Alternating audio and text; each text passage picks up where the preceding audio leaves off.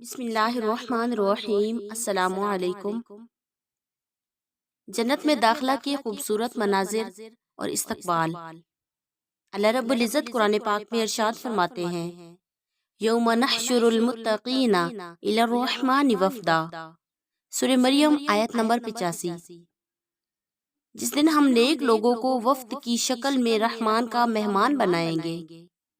اس آیت کے متعلق حضرت علی رضی اللہ تعالیٰ عنہ نے جناب رسول اللہ صلی اللہ علیہ وآلہ وسلم سے سوال کیا کہ وفد تو سوار لوگوں کو کہا جاتا ہے، تو جناب رسول اللہ صلی اللہ علیہ وسلم نے فرمایا، مجھے اس ذات کی قسم جس کے قبضے قدرت میں میری جان ہے، جب یہ جنتی لوگ اپنی قبروں سے اٹھیں گے تو ان کے استقبال میں سفید اونٹ سواری کے لیے پیش کیے جائیں گے، جن کے پر لگے ہوئے ہوں گے، ان پر سونے کے کجاوے سجے ہوئے ہوں گے، ان کے جوتوں کا تسمہ نور سے چمکتا ہوگا، ان اونٹوں کا ہر قدم تا حد نظر پڑتا ہوگا۔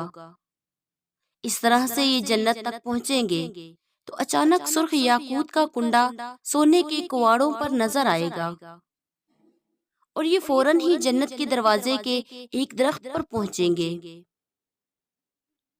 جس کی جڑ سے دو چشمے پھوٹ رہے ہوں گے۔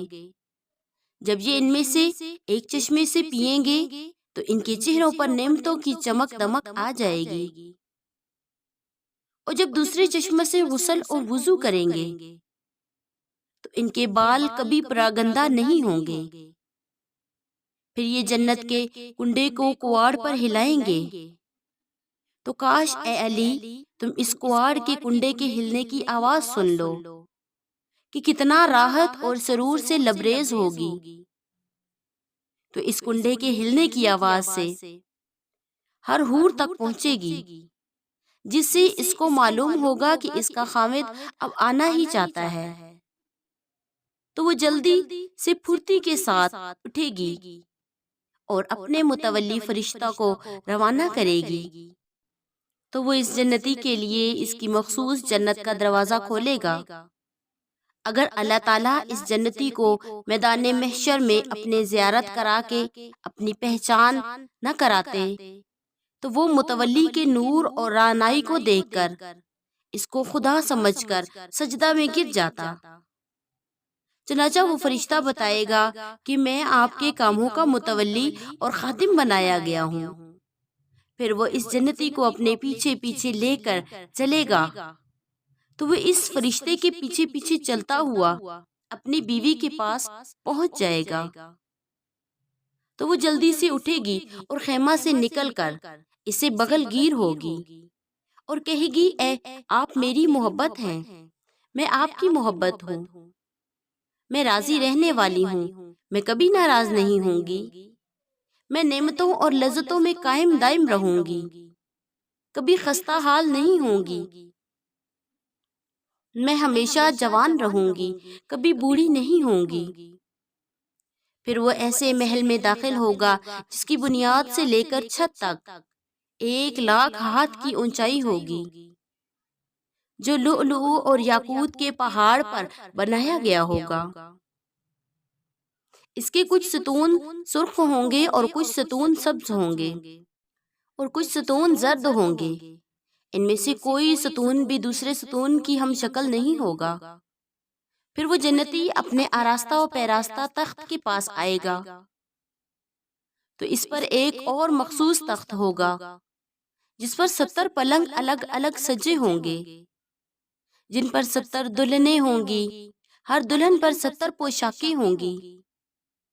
پھر بھی ان کی پنڈلی کا گودا جلد اور پوشاکوں کے اندر سے نظر آتا ہوگا۔ جنتی ان کے ساتھ صحبت کو 1 رات کی مقدار میں پورا کر سکے گا۔ ان جنتیوں کے محلات کے نیچے نہریں بہتی ہوں گی، جو ایسے صاف شفاف پانی کی نہریں ہوں گی اور ایسی پاکیزہ ہوں گی کہ ان میں کوئی گدلا پن نہیں ہوگا، اور کچھ نہریں صاف ستھرے شہد کی ہوں گی، جو شہد مکھیوں کے پیٹ سے نہیں نکلا ہوگا، اور کچھ نہریں ایسی شراب کی ہوں گی جو پینے والوں کے لیے سراپے لذت ہوں گی۔ اس کو لوگوں نے اپنے پاؤں تلے روند کر نہیں نچوڑا ہوگا۔ اور کچھ نہریں ایسے دودھ کی ہوں گی جن کا ذائقہ کبھی تبدیل نہیں ہوگا، اور یہ جانوروں کے پیٹوں سے نہیں نکلا ہوگا۔ جب یہ کھانے کی خواہش کریں گے تو ان کے پاس سفید رنگ کے پرندے آ جائیں گے جو اپنے پروں کو اوپر اٹھائیں گے تو یہ ان کے اطراف سے کھائیں گے، جس قسم کے بھی کھانا چاہیں گے۔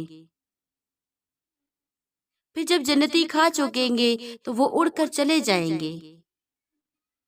جنت میں پھل بھی ہوں گے، بوجھ سے جھکے ہوئے ہوں گے۔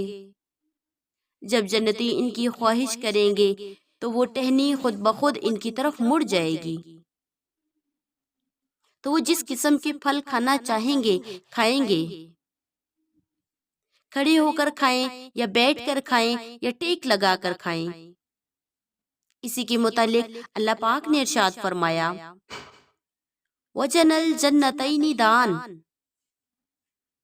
اور ان جنتیوں کے میوے جھکے ہوئے ہوں گے، اور ان جنت والوں کے خادم موتیوں کی طرح خوبصورت اور حسین ہوں گے۔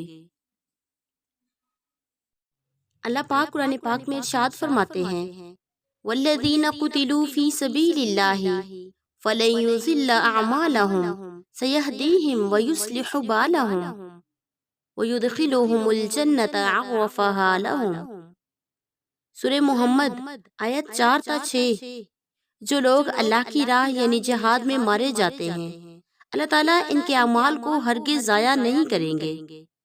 اللہ تعالیٰ ان کو منزل مقصود تک پہنچا دیں گے، اور ان کی حالت قبر اور حشر اور پلسرات اور تمام مواقع آخرت میں درست رکھیں گے، اور ان کو جنت میں داخل کریں گے جس کی ان کو پہچان کرا دیں گے کہ ہر جنتی اپنے اپنے مقررہ مکان پر بغیر کسی تلاش اور تفتیش کے بے تکلف جا پہنچے۔ جنت والے اپنے گھروں کو اور اپنے محلات کو اس طرح سے پہچانیں گے کہ بھولیں گے نہیں، گویا کہ یہ جب سے پیدا کیے گئے ہیں انہی محلات میں رہ رہے تھے۔ ان محلات کا کسی سے نہیں پوچھیں گے۔ حضرت مقاتل بن حیان فرماتے ہیں، ہمیں یہ بات پہنچی ہے کہ وہ فرشتہ جو انسانوں کے اعمال کی حفاظت کا ذمہ دار ہے، وہ جنت میں آگے آگے چلے گا اور جنتی اس کے پیچھے پیچھے چلے گا، حتیٰ کہ وہ جنتی اپنی آخری منزل تک پہنچ جائے گا، اور فرشتہ اس جنتی کو ہر اس چیز کی پہچان کرا دے گا جس کو اللہ تعالیٰ نے جنت میں عطا کی ہوگی۔ پھر جب وہ اپنی منزل میں اور اپنی بیویوں کے پاس داخل ہوگا تو یہ فرشتہ واپس آ جائے گا۔ حضرت ابو ہریرہ رضی اللہ تعالیٰ عنہ فرماتے ہیں، جناب رسول اللہ صلی اللہ علیہ وسلم نے فرمایا، مجھے اس ذات کی قسم جس نے مجھے حق کے ساتھ مبعوث فرمایا، تم دنیا میں اپنی بیویوں اور گھروں کو جنت والوں سے زیادہ نہیں پہچانتے جتنا کہ وہ اپنی بیویوں اور محلات کو پہچانتے ہوں گے جب وہ جنت میں داخل ہوں گے۔